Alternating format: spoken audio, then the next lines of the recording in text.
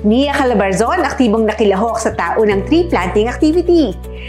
Aktibong nakibahagi ang NIA Region 4A sa taunang NIA 2023 tree planting activity na magkakasabay na idinaos ng lahat ng opisina ng NIA sa buong bansa.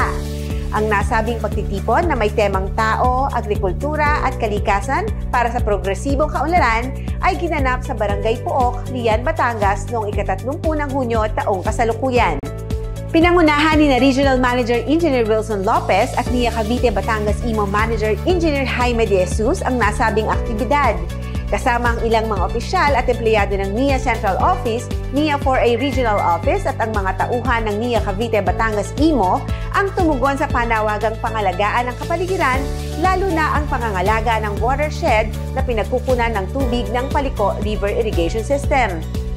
Ang nasabing watershed ay may malaking papel sa maayos na pagpapatubig ng may 1,108 hektaryang sakahan sa probinsya ng Batangas, kung saan 644 na magsasaka dito ang nakikinabang.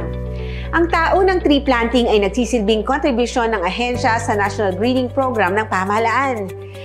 Alinsunod din ito sa layunin na nakasaad sa NIA National Irrigation Master Plan 2020 to 2030 na nagbibigay diin sa kahalagahan ng rehabilitasyon at pangangalaga sa mga water resources.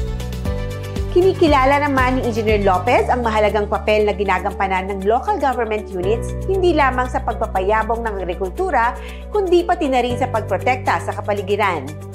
Paliwanag din ng ahensya, ang napiling lugar para sa tree planting ay parte ng demonstration farm na saklaw ng Paliko Rice Management Plan for Irrigation Water Resources. Layo ng komprehensibong plano na ito na ibalik ang sigla ng tubig kanlungan na siyang nagbibigay buhay sa Paliko River Irrigation System. Ang nasabing inisyatibo ay magtitiyak na may sapat na pangmatagalang supply ng tubig para suportahan ang agrikultura at alalayan ang magsasaka.